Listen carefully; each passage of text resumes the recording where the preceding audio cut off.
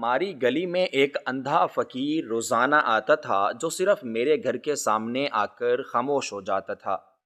ایک دن جب میں نے اسے خیرات دی تو اس نے میرا ہاتھ پکڑ کر سرگوشی کی کہ بیٹی، اس گھر سے بھاگ جاؤ، یہاں دیواروں کے پیچھے تمہاری موت کا سامان تیار ہو رہا ہے۔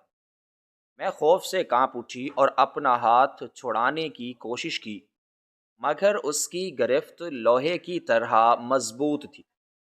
اس نے جب میرا نام لے کر مجھے پکارا تو مجھے ایسا لگا جیسے مردہ قبر سے بول پڑا ہو، اور اس کی آواز بالکل شام کے دھندلکے اب گہری تاریکی میں بدلنے کو بے چین تھے، اور سورج کی آخری سرخ کرنیں افق پر یوں دم توڑ رہی تھیں جیسے کسی زخمی پرندے کا خون آسمان پر بکھر گیا ہو۔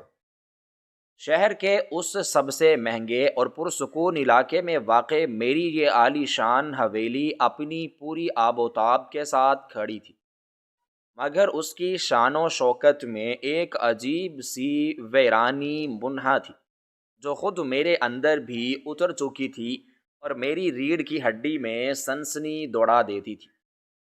میرے وسیع و عریض لان میں دنیا بھر سے منگوائے گئے نایاب پودے اور قیمتی پھول اپنی خوشبو تو بکھیر رہے تھے، مگر مجھے اس خوشبو میں بھی ایک طرح کی باسی اور مردہ کیفیت محسوس ہوتی تھی، جیسے یہ پھول کسی کی قبر پر رکھے گئے ہوں۔ وہاں ہر طرف خاموشی کا راج تھا، ایسی خاموشی جو سکون دینے کی بجائے میرے دل میں ان جانے وسوسوں سے پیدا کرتی تھی۔ بظاہر وہاں سب کچھ بہترین اور بے عیب تھا، سفید سنگ مرمر کے فرش آئینے کی طرح چمک رہے تھے جن پر چلتے ہوئے مجھے اپنا عکس دکھائی دیتا تھا، اور درجنوں نوکر چاکر ہر وقت ہاتھ باندھے میرا حکم بجا لانے کے لیے سر جھکائے کھڑے رہتے تھے۔ مگر میں جو اس گھر کی اکلوتی وارث تھی اور اپنی زندگی کی بہترین بہاروں میں تھی، میرے چہرے پر کبھی کسی نے سچی مسکراہٹ نہیں دیکھی تھی۔ میں ریشم اور کم خواب کے بستروں پر سوتی تھی، مگر میری آنکھوں میں نیند کی بجائے بے چینی کے ڈیرے تھے۔ میں دولت کے اس انبار پر بیٹھی تو تھی، مگر میرا دل کسی ویران اور اجاڑ صحرا کی طرح پیاسا اور اداس تھا۔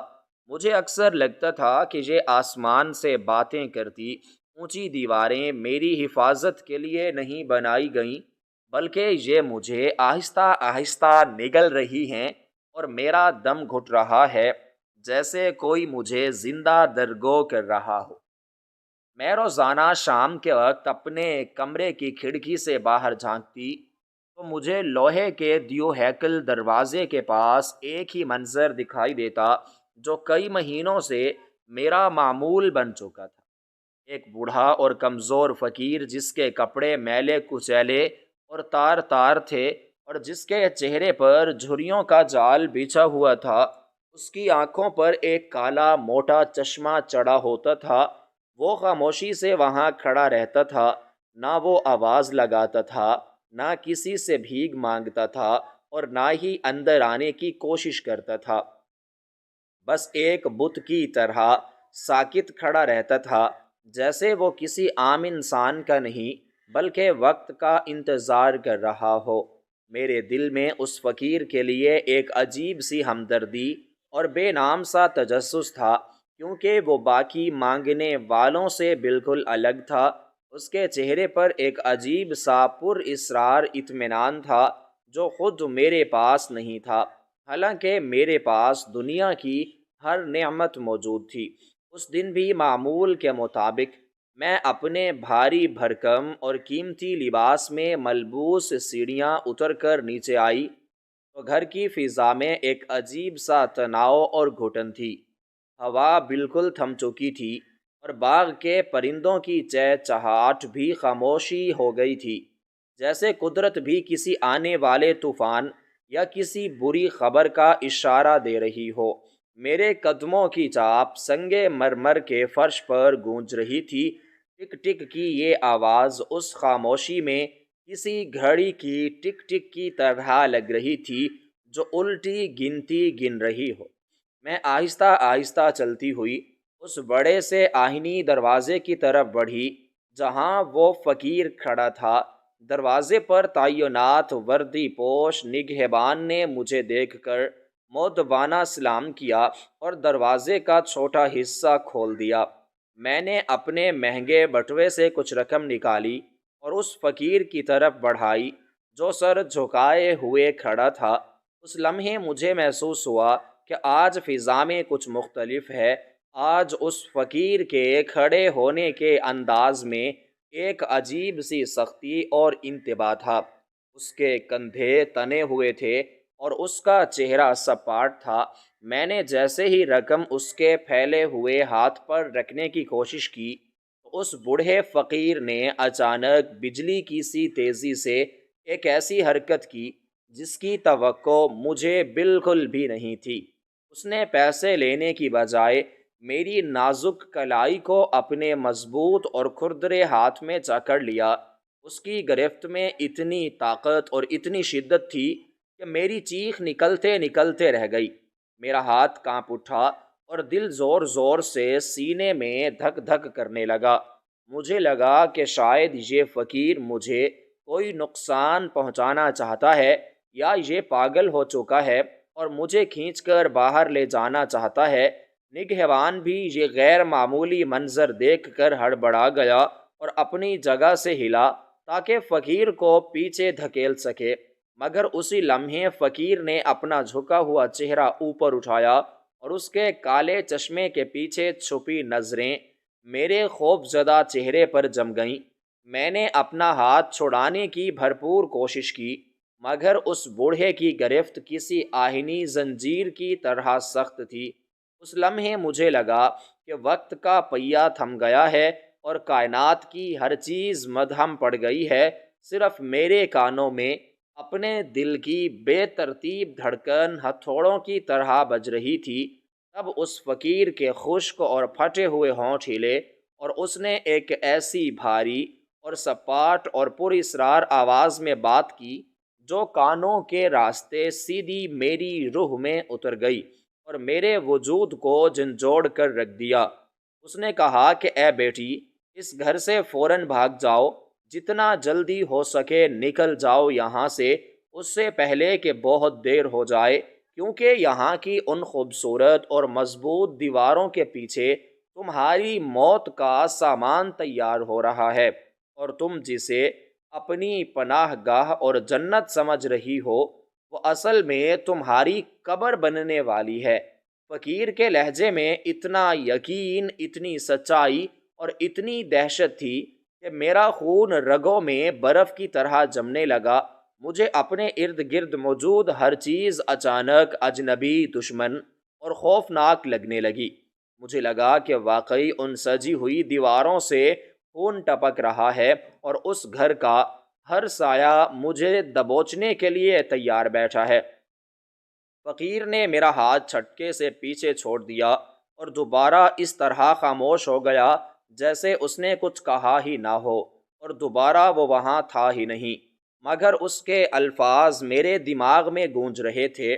میں الٹے قدموں پیچھے ہٹی اور خوف زدہ پھٹی پھٹی نظروں سے کبھی اس عجیب و غریب فقیر کو دیکھتی اور کبھی اپنے عالی شان گھر کو جو اب مجھے ایک پرتعیش قید خانے اور مقتل کی طرح لگ رہا تھا، جہاں ہر آسائش موجود تھی مگر زندگی کی رمق نہیں تھی۔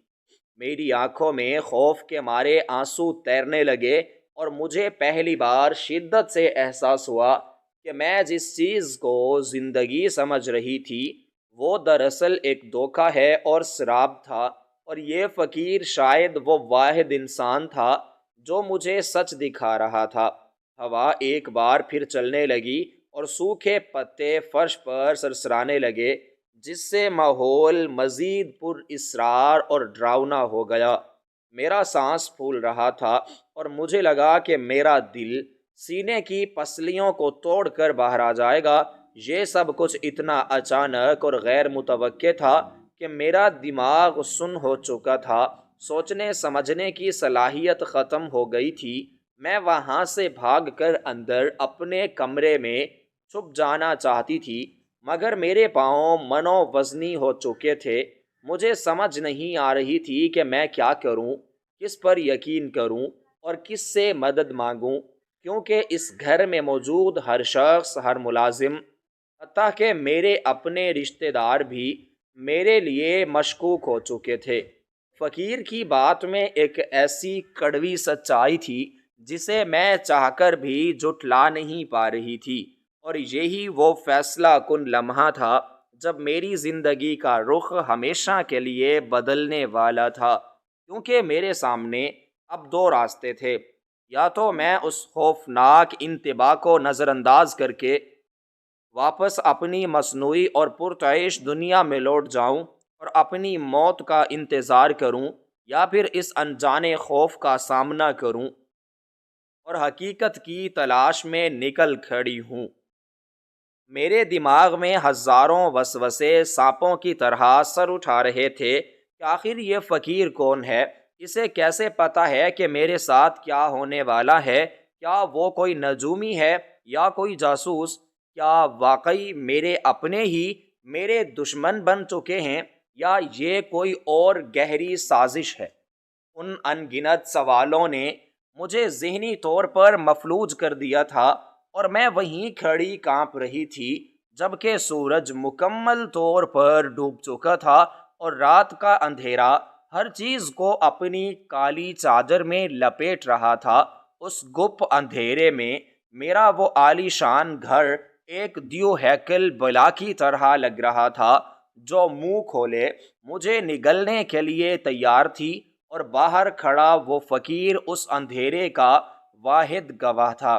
میں نے ایک آخری نظر اس فقیر پر ڈالی اور پھر مڑ کر اپنے گھر کی طرف دیکھا تو مجھے محسوس ہوا کہ اب میں وہاں کبھی سکون سے نہیں رہ سکوں گی، کیونکہ شک کا زہریلا بیج میرے دل میں بویا جا چکا تھا اور خوف کی جڑیں میرے ذہن میں مضبوط ہو رہی تھیں۔ یہ وہ لمحہ تھا جب عیش و عشرت کے سنہری پردے ہٹ گئے اور مجھے زندگی کی تلخ اور خوفناک حقیقت کا سامنا کرنا پڑا۔ میرے کانوں میں فقیر کے الفاظ بار بار گونج رہے تھے کہ دیواروں کے پیچھے موت کا سامان تیار ہے۔ یہ جملہ میری نیندیں اڑانے اور میرے ہوش گم کرنے کے لیے کافی تھا۔ اب میرے لیے یہ فیصلہ کرنا مشکل ہو گیا تھا کہ میں اندر جاؤں یا باہر کی دنیا میں کھو جاؤں، کیونکہ اندر بھی خطرہ تھا اور باہر بھی ایک انجانا خوف تھا۔ مگر ایک بات طے تھی کہ آج کی شام میری زندگی کی آخری اور پرسکون شام تھی، کیونکہ اس کے بعد جو کچھ ہونے والا تھا وہ میرے وہم و گماں میں بھی نہیں تھا۔ اس طرح وہاں کھڑے کھڑے مجھے اپنی پوری زندگی ایک داستان کی طرح نظر آنے لگی، جس میں صرف دکھ تھا، اکیلا پن تھا، اور اب یہ نیا خوف شامل ہو چکا تھا جو مجھے کسی پل چین نہیں لینے دے گا۔ میں وہ امیر زادی جو کبھی کسی سے نہیں ڈرتی تھی، آج ایک معمولی اور ناتواں فقیر کی بات سے لرز رہی تھی، اور میری آنکھوں میں ایک وحشت سی اتر آئی تھی جو صرف وہی محسوس کر سکتا تھا جو موت کو اپنے قریب تر محسوس کرے۔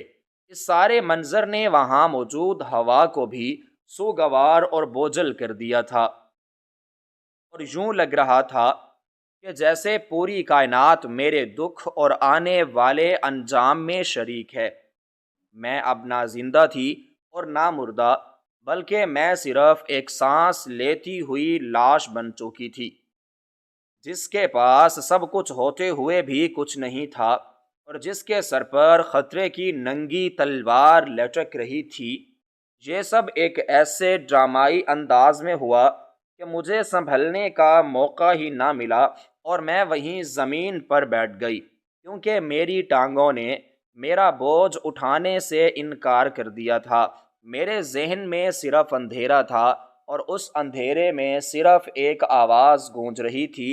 وہ فقیر کی آواز تھی جو کسی غیبی انتباہ کی طرح میرا پیچھا کر رہی تھی۔ اب آگے کیا ہوگا؟ یہ سوال میرے وجود کو دیمک کی طرح چاٹ رہا تھا، اور اسی کشمکش اور خوف کے عالم میں وہاں موجود تھی جہاں ہر لمحہ مجھے اپنی سانسیں گنتی ہوئی محسوس ہو رہی تھیں اور میرے قدم زمین پر جم چکے تھے، جیسے کسی نے میرے پیروں میں سیسا بھر دیا ہو۔ مگر پھر میں نے اپنی پوری قوت جمع کی اور لڑکھڑاتے قدموں کے ساتھ پلٹی، کیونکہ میں وہاں مزید کھڑی نہیں رہ سکتی تھی جہاں اس فقیر کی منحوس اور خوفناک پیش گوئی کی بعض گشت ابھی تک ہوا میں معلق تھی۔ میں نے مڑ کر اس آہنی دروازے کو دیکھا جو میرے پیچھے بند ہو رہا تھا، اور اس کے بند ہونے کی بھاری آواز کسی جیل کے دروازے کے بند ہونے جیسی تھی جس نے مجھے باہر کی دنیا سے کاٹ کر اندر موجود اس موت کے کنویں میں دھکیل دیا تھا۔ میں صحن عبور کر کے برآمدے کی طرف بڑھی تو مجھے اپنے ہی گھر کے در و دیوار اجنبی اور وحشت ناک لگ رہے تھے۔ وہ ستون جو کل تک مجھے اپنی شان و شوکت کا احساس دلاتے تھے، آج مجھے یوں لگ رہے تھے جیسے دیو ہیکل پہرے دار ہوں جو مجھے بھاگنے سے روکنے کے لیے کھڑے ہیں۔ میں جب مرکزی دروازے سے اندر داخل ہوئی تو ہال میں وہی روایتی خاموشی تھی، مگر آج یہ خاموشی مجھے سکون نہیں دے رہی تھی، بلکہ میرے کانوں میں وہ خاموشی خطرے کی گھنٹیاں بجا رہی تھی۔ ہر سایہ جو فانوس کی روشنی میں بن رہا تھا مجھے کسی چھپے ہوئے دشمن کا عکس لگ رہا تھا۔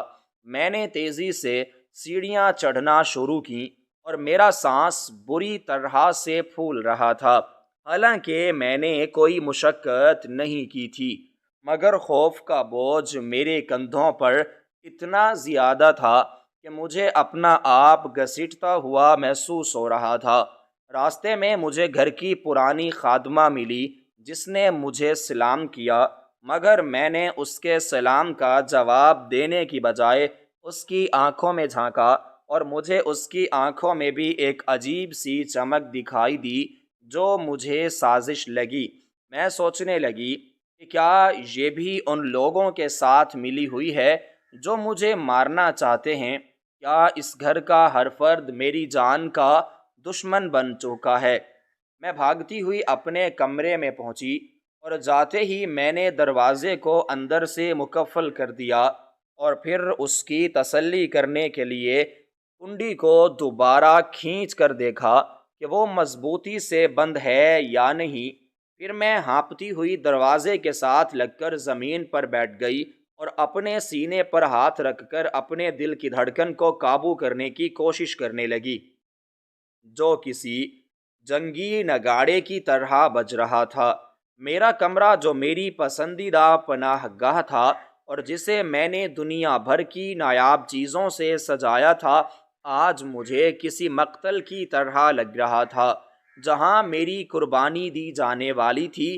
میری نظریں کمرے کی دیواروں پر جم گئیں، وہ دیواریں جن پر مہنگے ترین وال پیپر لگے ہوئے تھے۔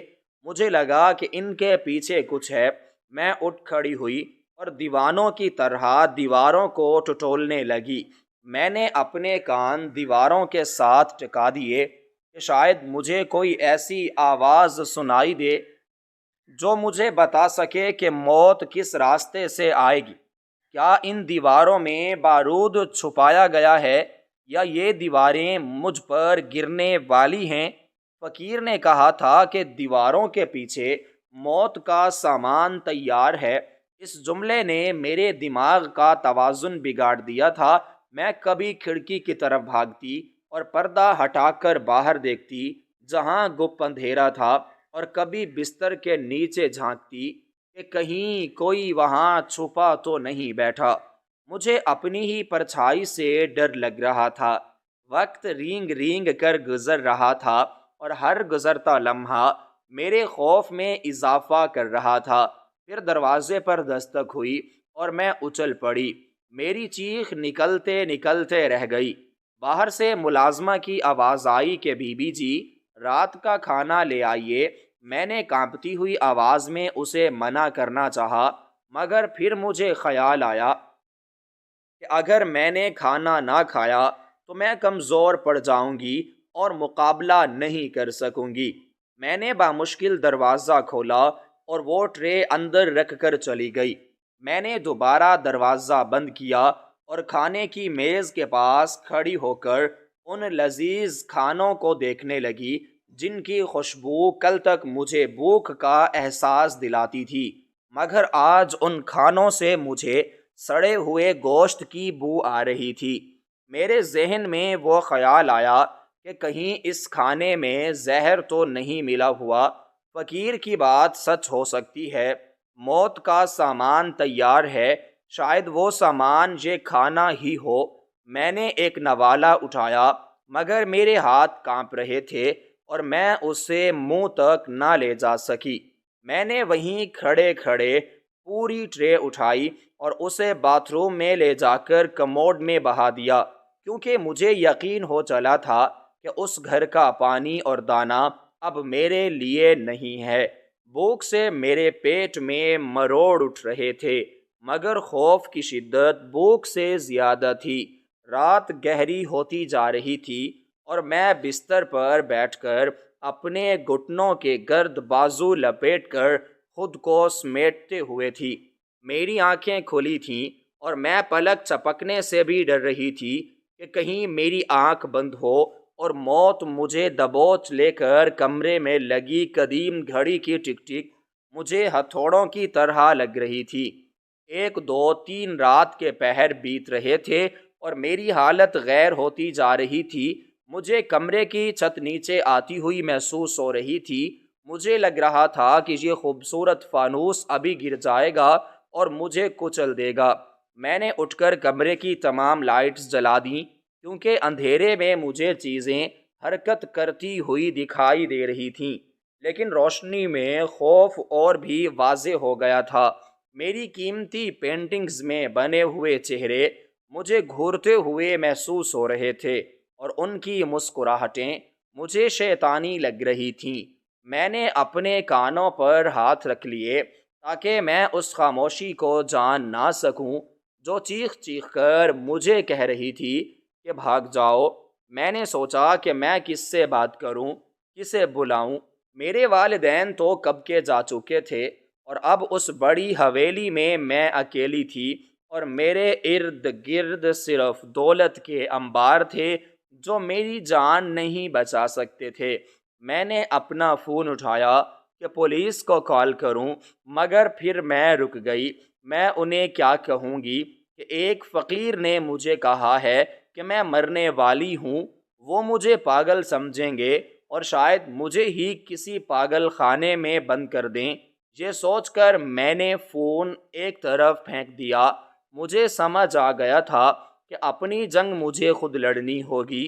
مجھے یقین ہو گیا تھا کہ یہ رات میری اس گھر میں آخری رات ہے۔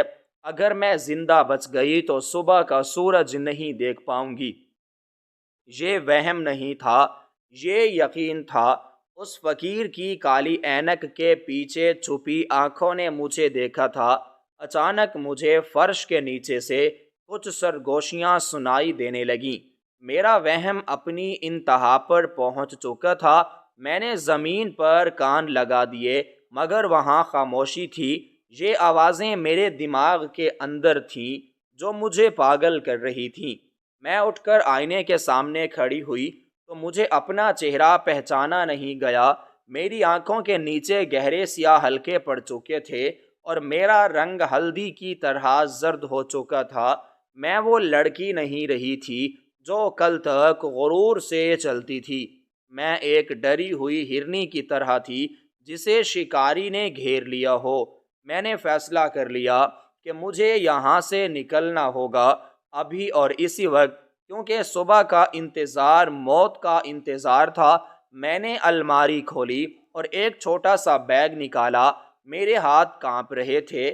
میں نے جلدی جلدی میں کچھ ضروری کپڑے ٹھونسے اور اپنی جیولری باکس کی طرف ہاتھ بڑھایا، مگر پھر رک گئی۔ یہ ہیرے جواہرات، یہ سونا چاندی تو سب بیکار تھے۔ اگر جان ہی نہ رہی تو یہ سب کس کام کا؟ میں نے صرف کچھ نقد رقم اٹھائی اور پانی کی ایک بوتل بیگ میں ڈالی۔ مجھے محسوس ہو رہا تھا کہ میں اپنے ہی گھر میں چوروں کی طرح حرکت کر رہی ہوں۔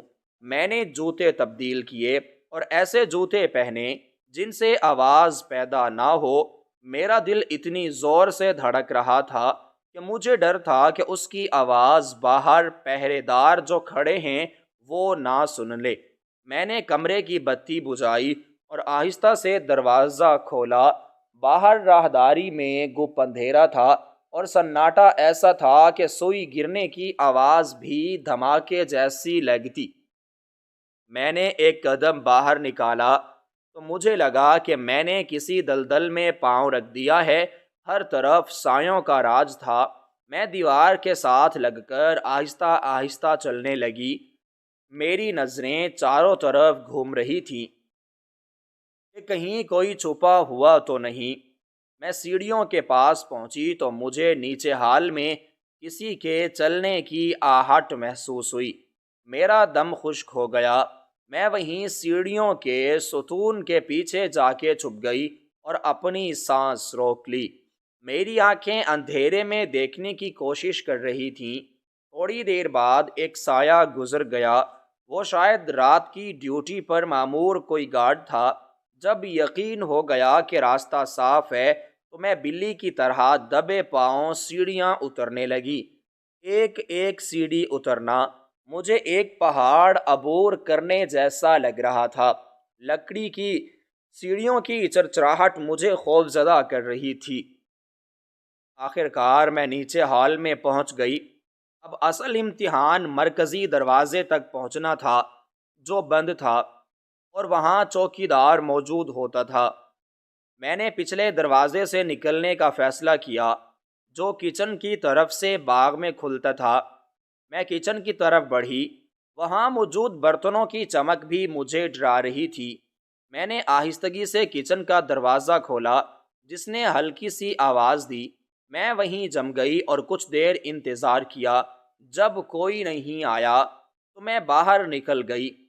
باہر ٹھنڈی ہوا کے جھونکے نے میرا استقبال کیا، مگر یہ ہوا مجھے راحت نہیں بلکہ خوف کا پیغام دے رہی تھی۔ باغ میں درختوں کے سائے بھوتوں کی طرح لہرا رہے تھے۔ مجھے لگ رہا تھا کہ درختوں کی ٹہنیاں ہاتھ بن کر مجھے پکڑ لیں گی اور واپس اندر اپنی طرف کھینچ لیں گی۔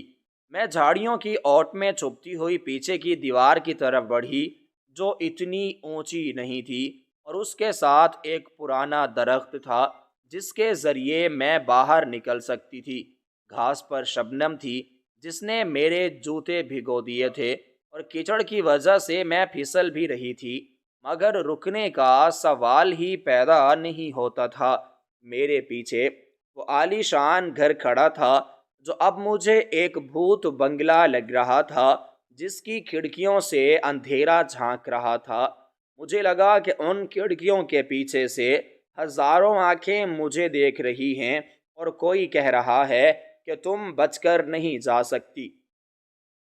میں درخت کے پاس پہنچی اور بیگ کو پہلے دیوار کی دوسری طرف پھینکا اور پھر درخت کے تنے کو پکڑ کر اوپر چڑھنے کی کوشش کرنے لگی۔ میرے ہاتھ چھل رہے تھے اور میرے کپڑے جو تھے وہ الجھے جا رہے تھے، مگر زندگی کی تڑپ مجھے طاقت دے رہی تھی۔ میں نے ایک آخری بار مڑ کر اپنے گھر کو دیکھا جہاں میں نے اپنا بچپن گزارا تھا، جہاں میری ہر یاد وابستہ تھی، مگر آج وہ یادیں مجھے زہر لگ رہی تھیں۔ میں نے دل ہی دل میں اس گھر کو الوداع کہا اور دیوار پر چڑھ گئی۔ دیوار کی دوسری طرف گہری کھائی جیسا اندھیرا تھا، مگر مجھے اس اندھیرے میں امید کی کرن نظر آ رہی تھی۔ میں نے آنکھیں بند کیں اور چھلانگ لگا دی۔ میں زمین پر گری اور میرے گھٹنوں میں شدید درد ہوا، مگر میں نے درد کی پرواہ نہیں کی اور فوراً اٹھ کھڑی ہوئی۔ اب میں گھر سے باہر تھی، سڑک ویران تھی اور دور دور تک کوئی نہیں تھا، صرف سٹریٹ لائٹس کی مدھم روشنی تھی۔ میں نے اپنا بیگ اٹھایا اور دیوانہ وار بھاگنا شروع کر دیا۔ میں نہیں جانتی تھی کہ میں کہاں جا رہی ہوں، بس اتنا جانتی تھی کہ مجھے اس گھر کے سائے سے دور جانا ہے۔ میں بھاگتی رہی یہاں تک کہ میرا سانس ٹوٹنے لگا اور پھیپھڑے پھٹنے کے قریب تر ہو گئے۔ سڑک سنسان تھی اور کتوں کے بھونکنے کی آوازیں آ رہی تھیں۔ مجھے ہر آہٹ پر لگتا تھا کہ کوئی میرا پیچھا کر رہا ہے، کوئی مجھے پکڑنے آ رہا ہے۔ وہ فقیر کا جملہ ابھی بھی میرے دماغ میں ہتھوڑے کی طرح بج رہا تھا کہ دیواروں کے پیچھے موت ہے۔ میں نے سوچا کہ میں تو دیواروں سے باہر آ گئی ہوں، تو کیا اب میں محفوظ ہوں یا موت یہاں بھی میرا پیچھا کر رہی ہے؟ میں نے مڑ کر نہیں دیکھا کیونکہ مجھے ڈر تھا کہ اگر میں نے مڑ کر دیکھا تو شاید میں پتھر کی بن جاؤں گی۔ میں شہر کی سڑکوں پر بے مقصد بھاگ رہی تھی اور میرے آنسو ہوا میں اڑ رہے تھے۔ میں ایک ایسی لڑکی تھی جس کے پاس کل تک سب کچھ تھا اور آج میرے پاس صرف ایک بیگ اور ڈھیر سارا خوف تھا۔ رات کا پچھلا پہر تھا اور دنیا سو رہی تھی، مگر میں اپنی زندگی کی جنگ لڑ رہی تھی۔ میں بھاگتے بھاگتے اسی جگہ آ پہنچی جہاں سے یہ کہانی شروع ہوئی تھی، یعنی میرے گھر کا مرکزی گیٹ۔ مگر باہر کی طرف سے میں ہانپتے ہوئے وہاں پر رک گئی۔ میری جو ٹانگیں تھیں وہ جواب دے چکی تھیں اور میں فٹ پاتھ پر جا کر گر گئی۔ میرا جسم پسینے میں شرابور تھا اور ٹھنڈی ہوا مجھے کاٹ رہی تھی۔ میں نے سر اٹھا کر دیکھا تو سامنے وہی جگہ تھی جہاں پر وہ فقیر کھڑا ہوتا تھا، اور حیرت کی انتہا کہ اس وقت رات کے اس پہر بھی وہاں پر کوئی موجود تھا۔ اندھیرے میں مجھے ایک ہیولا نظر آیا۔ میرا دل اچھل کر حلق میں آ گیا۔ کیا یہ وہی ہے یا یہ موت کا فرشتہ ہے جو میرا انتظار کر رہا ہے؟ میں نے اپنی دھندلائی ہوئی آنکھوں کو صاف کیا اور غور سے دیکھا۔ ہاں، وہ وہی تھا، وہی فقیر، وہی کالا چشمہ، وہی لاٹھی۔ وہ وہیں بیٹھا تھا جیسے اسے یقین ہو کہ میں آؤں گا۔ اس کے چہرے پر ایک عجیب سا سکون تھا جو میرے اندر کے طوفان سے بالکل برعکس تھا۔ میں نے اپنی بچی کھچی طاقت جمع کی اور گھسٹتی ہوئی اس کے قریب پہنچی۔ میرے اندر کا غصہ، خوف اور بے بسی سب مل کر ایک طوفان بن چکے تھے۔ میں اس سے پوچھنا چاہتی تھی کہ آخر اس نے میرے ساتھ ایسا کیوں کیا؟ اس نے مجھے میرے گھر سے کیوں نکالا؟ اس نے میری پرسکون زندگی میں یہ زہر کیوں گھولا؟ میں اس کے قریب پہنچی تو وہ اپنی جگہ سے ہلا نہیں، بس اس نے اپنا چہرہ میری طرف موڑا جیسے وہ میرے قدموں کی چاپ پہچانتا ہو۔ میں نے چیخ کر اس سے بات کرنا چاہی، مگر میرے گلے سے صرف خرخراہٹ نکلی۔ میری حالت ایک ہارے ہوئے جواری جیسی تھی جو اپنی آخری بازی بھی ہار چکا ہو، مگر پھر بھی میں نے خود کو سنبھالا کیونکہ مجھے جواب چاہیے تھا۔ مجھے جاننا تھا کہ میری موت کہاں چھپی ہے اور میرا دشمن کون ہے۔ اس فقیر کی موجودگی نے مجھے ایک عجیب سا حوصلہ بھی دیا اور ڈرایا بھی، کیونکہ وہی اس سارے کھیل کا ماسٹر مائنڈ لگ رہا تھا۔ میں اس کے سامنے کھڑی تھی، لرزتے وجود اور سوالوں سے بھری نظروں کے ساتھ، جبکہ وہ بالکل خاموش تھا، ایک پتھر کی طرح خاموش، اور اسی خاموشی میں چھپا تھا وہ راز جو میری زندگی کو تہو بالا کر چکا تھا۔ میں نے اپنے لرزتے ہونٹوں کو جنبش دی اور وہ الفاظ ادا کرنے کی کوشش کی جو میرے سینے میں آگ کی طرح دہک رہے تھے، کیونکہ اب صبر کا جو پیمانہ تھا وہ لبریز ہو چکا تھا اور حقیقت کو جاننے کی تڑپ مجھے کسی اور ہی دنیا میں لے گئی تھی، جہاں صرف میں تھی، وہ فقیر تھا، اور ایک نہ ختم ہونے والا خوفناک سنسنی خیز لمحہ جو ہم دونوں کے درمیان کسی دیوار کی طرح حائل تھا۔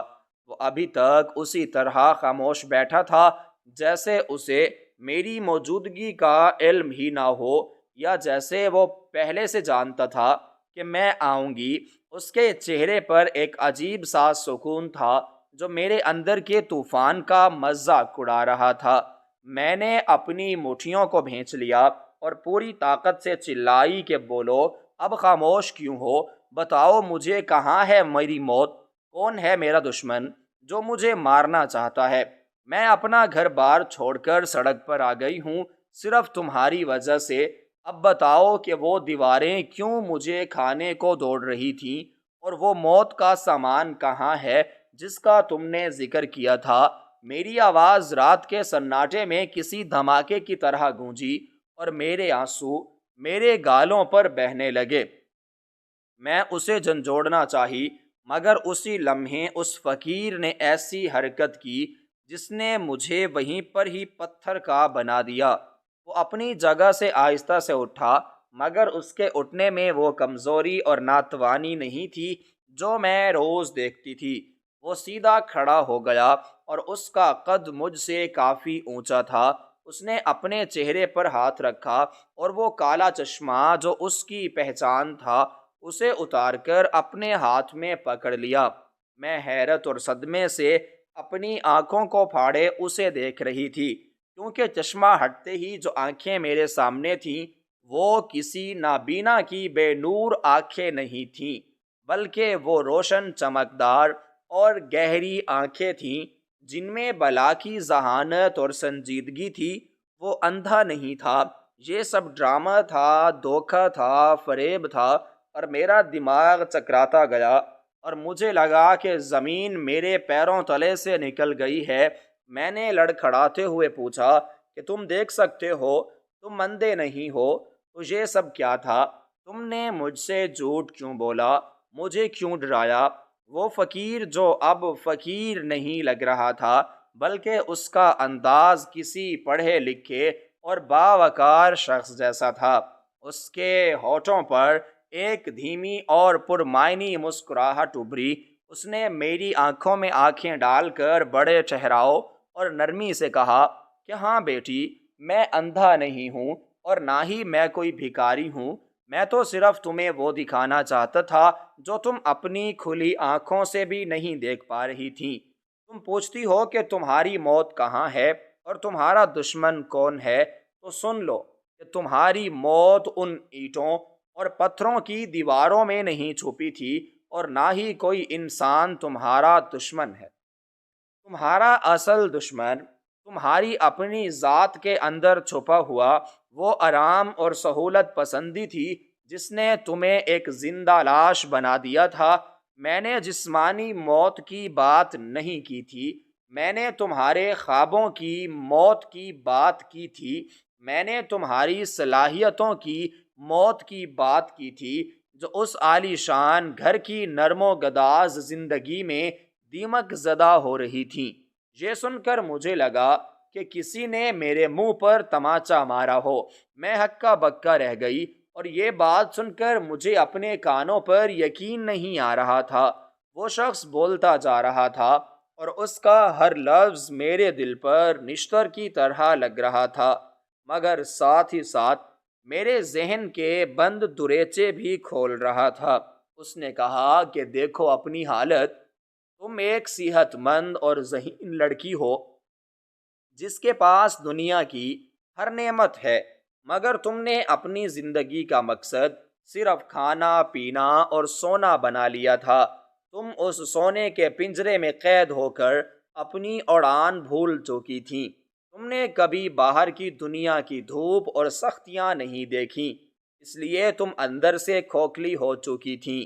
میں تمہارے مرحوم والد کا بہت پرانا دوست ہوں اور پیشے کے اعتبار سے ایک ماہر نفسیات ہوں۔ تمہارے والد ہمیشہ تمہارے لیے پریشان رہتے تھے کہ میری بیٹی کو زندگی کی تلخ حقیقتوں کا سامنا کیسے کرنا آئے گا۔ وہ ڈرتے تھے کہ ان کی دولت کہیں تمہیں اپاہج نہ بنا دے، اور ان کے جانے کے بعد وہی ہوا۔ تم ڈپریشن اور اداسی کے اندھیروں میں ڈوب گئی تھی، کیونکہ تمہارے پاس کرنے کو کچھ نہیں تھا۔ تم نے خود ایک ایسی حفاظتی خول میں خود کو بند کر لیا تھا جسے تم سکون سمجھتی تھی، مگر وہ دراصل تمہاری قبر تھی جہاں تمہاری صلاحیتیں روز تھوڑی تھوڑی کر کے مر رہی تھیں۔ اس لیے مجھے یہ ڈرامہ کرنا پڑا، مجھے تمہیں یہ ڈرامہ کرنا پڑا۔ کیونکہ انسان جب تک اپنی جان کے خوف میں مبتلا نہیں ہوتا وہ اپنی اصل طاقت کو نہیں پہچانتا۔ میں چاہتا تھا کہ تم اس گھر سے، اس آرام سے اور اس سہولت سے باہر نکلو تاکہ تمہیں اندازہ ہو سکے کہ تم کتنی طاقتور ہو۔ آج تم نے جو کیا وہ تم کبھی نہ کرتی اگر تمہیں موت کا ڈر نہ ہوتا۔ تم نے دیواریں پھاندی، تم نے اندھیرے کا سامنا کیا، تم نے میلوں کا سفر کیا، یہ سب تم ہی ہو جس نے کیا ہے۔ وہی لڑکی جو کل تک پانی کا گلاس خود اٹھا کر پینے میں بھی سستی محسوس کرتی تھی، آج اپنی جان بچانے کے لیے طوفانوں سے ٹکرا گئی ہے۔ میں تمہیں یہی بتانا چاہتا تھا کہ زندگی صرف اور صرف سانس لینے کا نام نہیں ہے بلکہ جدوجہد کا نام ہے، اور جس دن انسان جدوجہد چھوڑ دیتا ہے وہ دن اس کی موت کا دن ہوتا ہے، چاہے وہ بظاہر زندہ ہی کیوں نہ ہو۔ اس شخص کی باتیں میرے دماغ میں گونج رہی تھیں اور میرا غصہ آہستہ آہستہ حیرت اور پھر ندامت میں بدل رہا تھا۔ مجھے اپنی پوری زندگی ایک فلم کی طرح نظر آنے لگی۔ واقعی میں کیا کر رہی تھی؟ میں صرف دن گزار رہی تھی۔ میرے پاس کوئی مقصد نہیں تھا، کوئی منزل نہیں تھی۔ میں صرف دولت کے سہارے جی رہی تھی جو مجھے ورثے میں ملی تھی۔ میں نے خود کچھ نہیں کمایا تھا، نہ نام نہ مقام، اور اس لیے میں اتنی خالی اور اداس تھی۔ مجھے سمجھ آ گئی کہ وہ دیواروں کے پیچھے موت کا استعارہ کیا تھا۔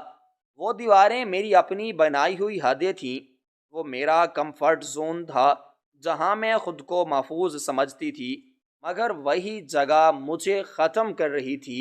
جیسے ٹھہرا ہوا پانی سڑ جاتا ہے ویسے ہی میری رکی ہوئی زندگی سڑ رہی تھی۔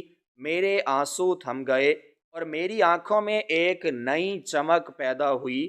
میں نے اپنے ہاتھوں کو دیکھا جو زخمی تھے اور کپڑوں کو دیکھا جو کہ میلے کچیلے تھے، مگر مجھے ان میں ایک عجیب سی خوبصورتی نظر آئی۔ یہ زخم میری کوشش کے نشان تھے، یہ مٹی میری جدوجہد کی گواہ تھی۔ میں نے سر اٹھا کر اس شخص کو دیکھا جو اب مجھے مسیحا لگ رہا تھا۔ اس نے میری زندگی بچائی تھی، مجھے جسمانی موت سے نہیں بلکہ روحانی موت سے بچایا تھا۔ اس نے میرے کندھے پر ہاتھ رکھا اور کہا کہ بیٹی، اب فیصلہ تمہارے ہاتھ میں ہے کہ تم واپس اس پنجرے میں جا کر دوبارہ وہی بے مقصد زندگی گزارنا چاہتی ہو یا اب اس کھلی فضا میں اپنی نئی دنیا بنانا چاہتی ہو۔ یاد رکھنا کہ کشتی ساحل پر سب سے زیادہ محفوظ ہوتی ہے، مگر وہ ساحل کے لیے نہیں بنی ہوتی۔ اسے سمندروں کی لہروں کا سینہ چیرنا ہوتا ہے، تبھی وہ اپنی منزل پاتی ہے۔ تم بھی اس گھر میں محفوظ تھیں، مگر انسان بننے کے لیے تمہیں ان لہروں سے ٹکرانا ہوگا۔ اب سورج نکل رہا تھا اور مشرق سے پھوپھٹ پھوٹ رہی تھی۔ آسمان پر سرخی پھیل رہی تھی جو رات کے اندھیرے کو نگل رہی تھی۔ مجھے لگا کہ یہ سویرا صرف دنیا میں نہیں بلکہ میرے اندر بھی ہو رہا ہے۔ میرا خوف ختم ہو چکا تھا اور اس کی جگہ ایک نئے عزم نے لے لی تھی۔ میں نے اس شخص کا شکریہ ادا کیا جس نے مجھے میری ذات سے ملوایا تھا۔ میں نے پیچھے مڑ کر اپنے عالی شان گھر کو دیکھا۔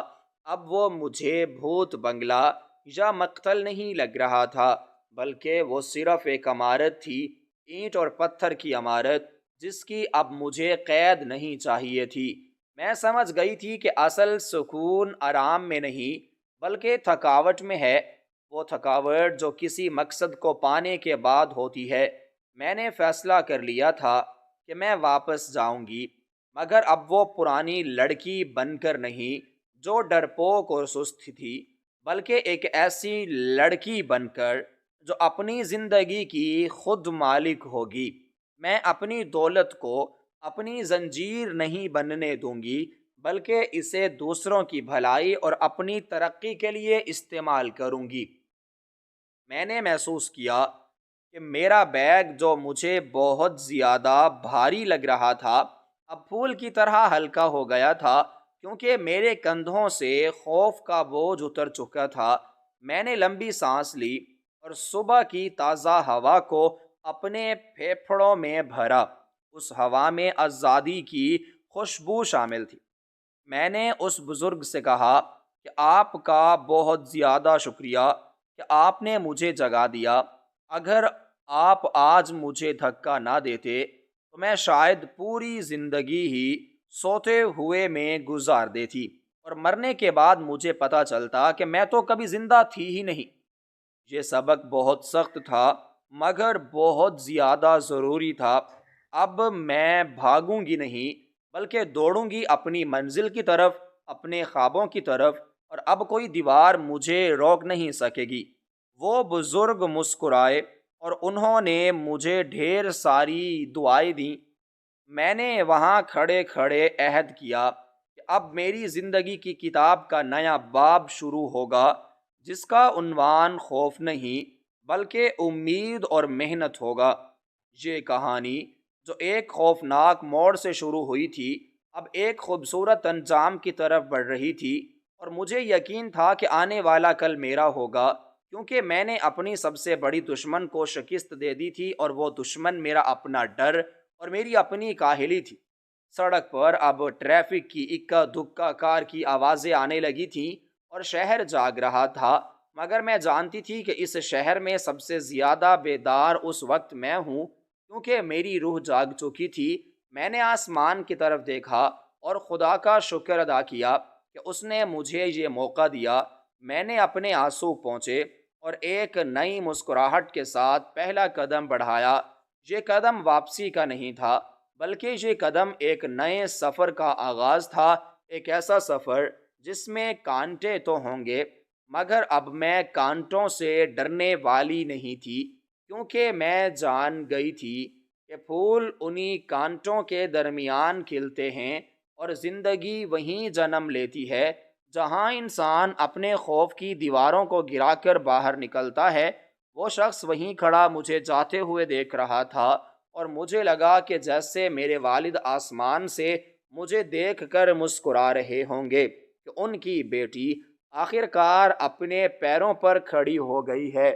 یہ محض ایک رات کا واقعہ نہیں تھا بلکہ یہ ایک نئی پیدائش تھی، اور اس پیدائش کی قیمت تھوڑا سا خوف تھا جو میں نے ادا کر دیا تھا۔ اب میرے پاس کھونے کو کچھ نہیں تھا اور پانے کو پوری دنیا تھی۔